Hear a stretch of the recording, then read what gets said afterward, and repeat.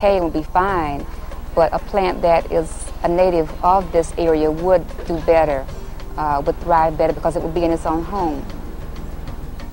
In addition to the needs of wildlife, it's imperative to think about the people, taking into consideration outdoor seating and making sure that it's inclusive to all the students. Perhaps incorporating wide level pathways so that students with wheelchairs have access, creating raised beds that are the right height for all students. To bring the elements of design together, resource planning is key to understanding what materials and services are needed to implement the plan. Projects don't require much money. Most can be supported through grants and community donations. We did get one of the mini grants from National Wildlife Federation, which was really helpful. And we did create a budget. Much of that budget we ended up getting donated. If those you're trying to convince to get involved, see that you've been thoughtful in thinking through the realistic costs, both in labor, materials, and money, then they're more likely to invest in you. You know, we had a lot of things donated. We got benches out there. The person that owns a nursery gave us trees to put in. The project gave our team members an opportunity to share their time and their talents with us. It gave our school community a chance to work together, have fun, and build some community spirit and pride together. Parents that came and helped on work days, parents that gave us plant expertise, were so aware of all the levels of involvement by the students that it made them even more motivated to keep coming and helping. When things started coming in and it started really being a schoolyard, I just felt really proud. There are tons of plants, animals, and to be able to have these things makes me feel lucky. Well, I think when they see this and see what can be done, they know what they can do and what they're going to do when they go home is going to impact all of our lives. Over time, students, staff, and community volunteers can all help sustain and maintain the site. Creating a habitat care guide is an excellent student project and provides a reference for those maintaining the site throughout the year. We have a sign up starting in May for summer, and we give them a little training, but basically it's watering and weeding, and we have a walkthrough checklist that we have going all year long.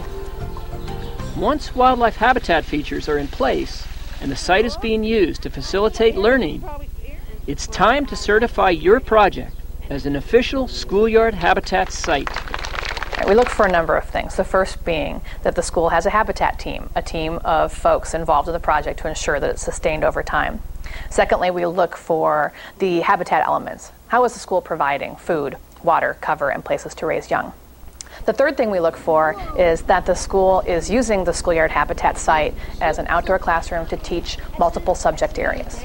And the fourth thing we look for is a maintenance plan to ensure that their site is thriving over time. We are extremely proud to be actually a certified Schoolyard Habitat. Our plaque hangs proudly in our garden. It makes you feel good. It gives a meaning to what you've done, and it helps the children realize the importance. Once a school is certified, they have access to a national network of educators. Schools also receive a quarterly newsletter that keeps them updated on the program. They have access to curriculum materials and our educator workshops. Certification is the first milestone in your ongoing Schoolyard Habitats work. Year after year, the project will grow and change.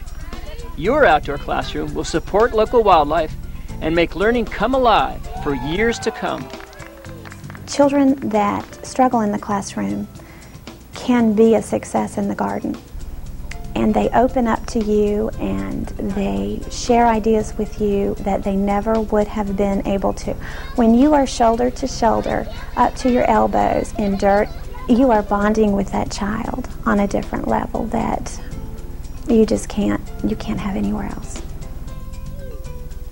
Well, discovering all sorts of things kind of bridges between what the paperwork says. It's much easier to learn when we're actually there and we find out for ourselves. Different teachers have used the habitat in many different ways, in language arts and science and music. for our children has been just a winning experience.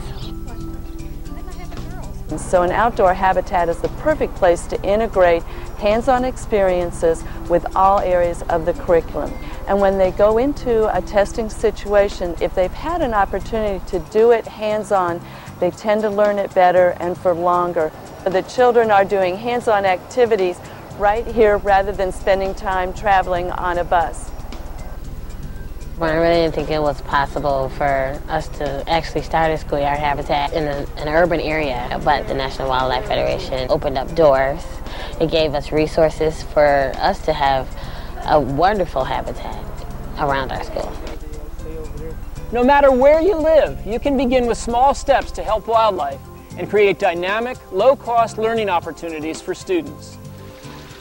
Thousands of schools across the country enjoy the benefits of their outdoor classrooms by restoring native plants and habitat right on their own school grounds.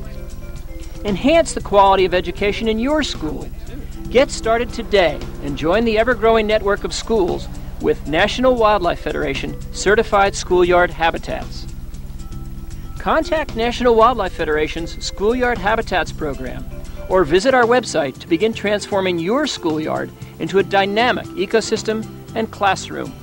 Creating a schoolyard habitat is so important. You have a good experience, you learn so much. I did something for the environment, and then the reaction from the school, the students, and the community people, and they're like, I did a good job. And I had fun while I was doing it.